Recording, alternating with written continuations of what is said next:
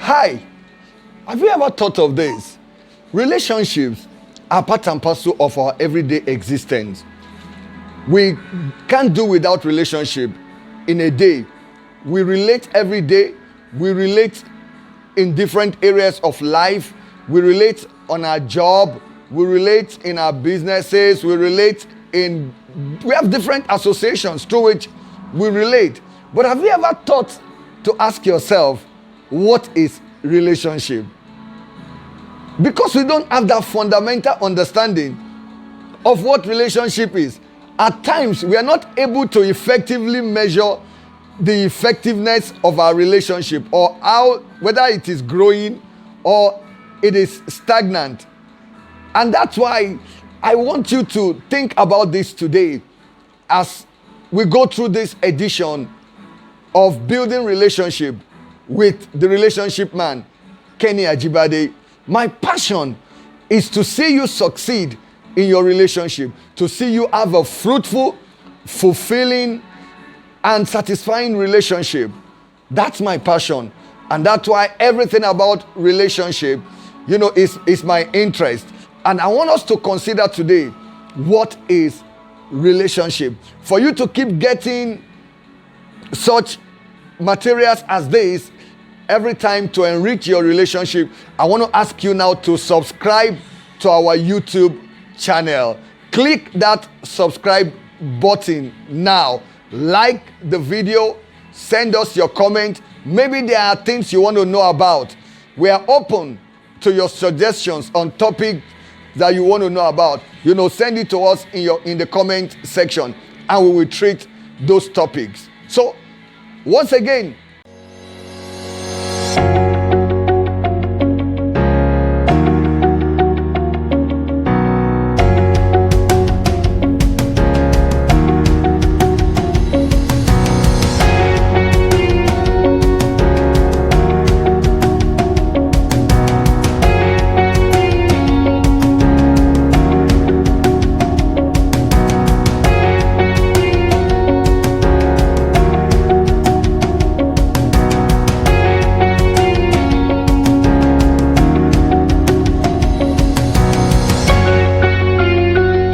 today we're talking about what is relationship.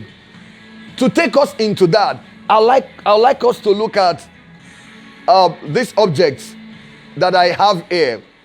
I'm going to use these objects to explain to you what relationship is. Now, when you look at this, these two objects apart like this are not in a relationship. This is not relationship. For these objects to be in a relationship, they need to close the gap. So when we form relationship, we close gaps. We come closer. And then it's not enough for them to come closer. For the relationship to be vital and meaningful, there needs to be something. This is what relationship is. When these two objects are together like this, this is what relationship is. And for this to be possible, there are some things that are fundamental. Number one, you notice that for these two objects to come together, there has to be a basic similarities. For example, the protrusion here also is the shape of the incision here. And so the protrusion and the incision have a fundamental similarities. And the similarity made it possible for the connection to take place. So relationship is connectivity. Relationship is two people connecting together. Finding a means of connection is what brings us into relationship. I want you to remember that very, very, very well. That relationship is connectivity. But for connectivity to be possible, there has to be similarities.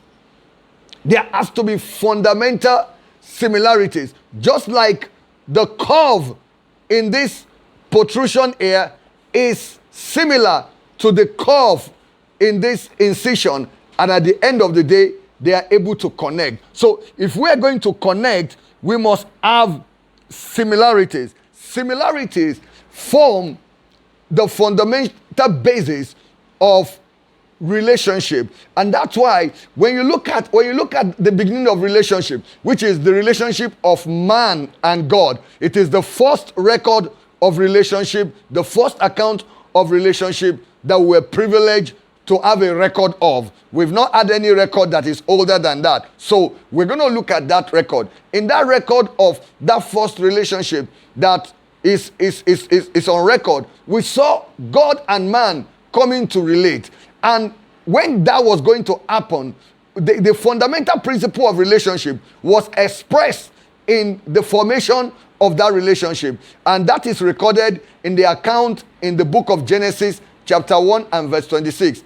And in that account, it says, then God said, let us make mankind in our image, in our likeness.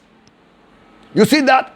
God wanted relationship, but he understood the fundamental principle of the formation of relationship, that relationship cannot come into place except there is similarity that makes room for connectivity. Without similarity, we cannot have meaningful connectivity. So when you are looking for relationship, you are looking for the basis of connectivity. What connects me and this person is what creates our relationship. That's why at times you see different kind of relationship. You see people have intellectual relationship because knowledge connects them. We at times we're classmates, we're doing the same courses, and because we share knowledge, we have a connection. There are times it's in business because we are operating in similar field and we are doing similar things in our operation. So we have a basis of connection on that level, and then we form a business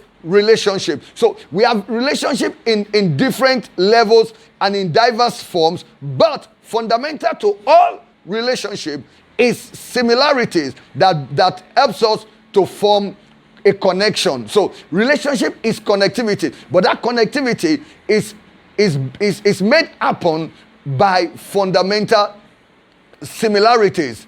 So relationship is the way in which two or more concepts, objects, or people are connected, or the state of being connected.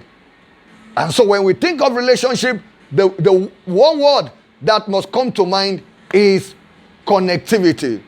Now, because we are multidimensional beings, we humans have multiple dimensions of our life. We're like a puzzle piece. You know, when you play puzzle, you see a piece. That piece is going to connect to so many other puzzle pieces, and because it has different angles to it. So it connects to this puzzle piece here, then you connect to another puzzle piece there. So when we talk of connectivity in relationship, because we are multidimensional being, we also connect in multiple areas.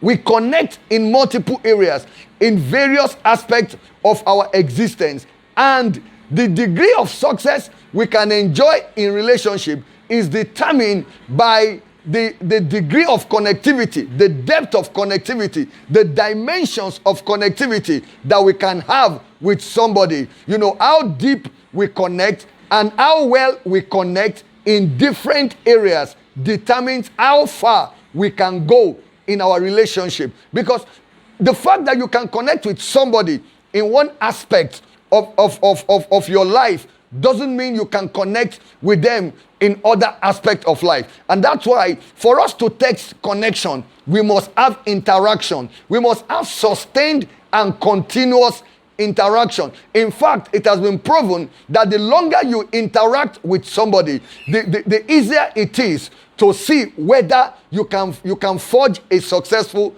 relationship with them. So interaction produces connection, and to be able to determine or measure how successful we can be with somebody in a relationship, we have to interact with them to the point that we can connect with them in different areas. You see, that's why I'm weary of people who come into your life, and when they meet you, the next thing is, I am not here for friendship. I am here for marriage. That is dangerous. I've always said that.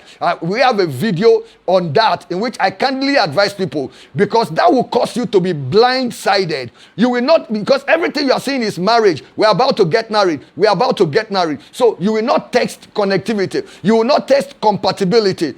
And because you don't test those things, you get into marriage and then you wake up and you realize that, oh, wow, it's not who I thought he is. She's not who I thought she is. That's why, for meaningful relationship, we should give ourselves time, enough time to interact, to be able to test how well we connect on different levels. We look at the degree of connectivity, the depth of connectivity as we interact, because being able to connect with somebody in one area of life does not mean you will connect in other areas. You see, connectivity always begins from the physical point. You see, when you see somebody that you like, or maybe they create a commanding presence, like I taught in one of our videos, you are drawn to them. But being drawn to them, appreciating them physically does not mean the two of you will be able to connect successfully, even intellectually.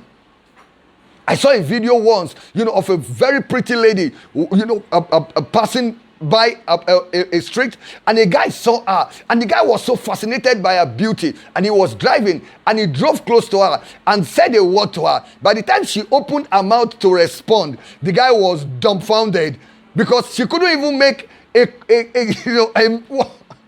correct statement. And so he could connect to her physically, but intellectually, it was a mess.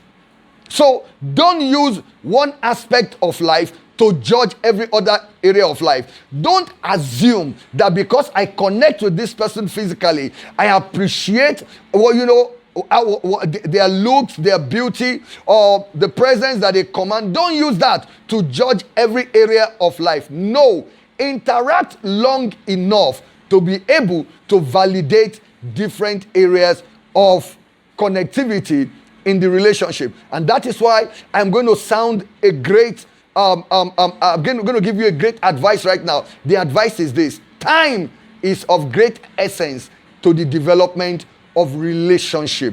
Give yourself time to test for connectivity in different areas of life. Give yourself enough time to relate enough, to interact enough, to be able to check how well you connect with this person in different areas.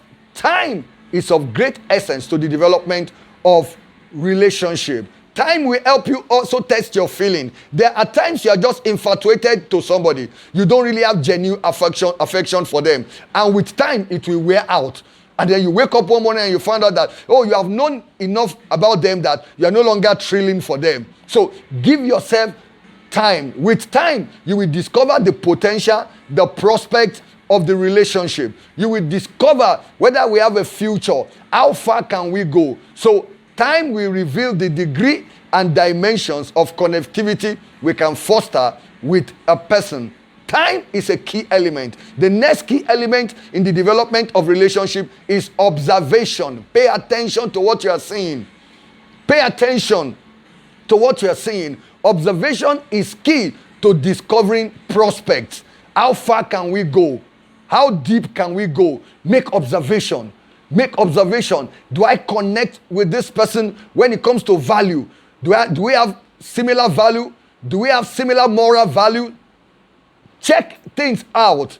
Make observation. Take note of your observation in a relationship. Now, as you relate, what are the major areas of connectivity you need to check for? Now, I will discuss, a few of those areas right now. The first area of connectivity is physical connection. In fact, that's where relationship begins from.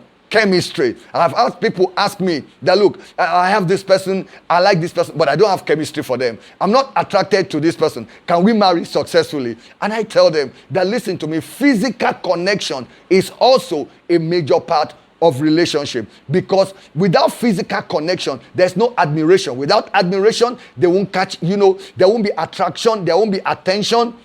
that process will not go. You will find out that you are stuck at a point. You are dragging your feet in the relationship because physical connection is the oil of relationship. It allows the relationship to just flow because you are attracted to the person, you interact with them, and you want to know them. But if you are not attracted to them, you have nothing that inspires you to want to meet with them, to want to relate, with them. So physical connection is the first dimension of connection. The second level of connectivity you must watch out for is intellectual of mental connectivity. How do we flow when we communicate?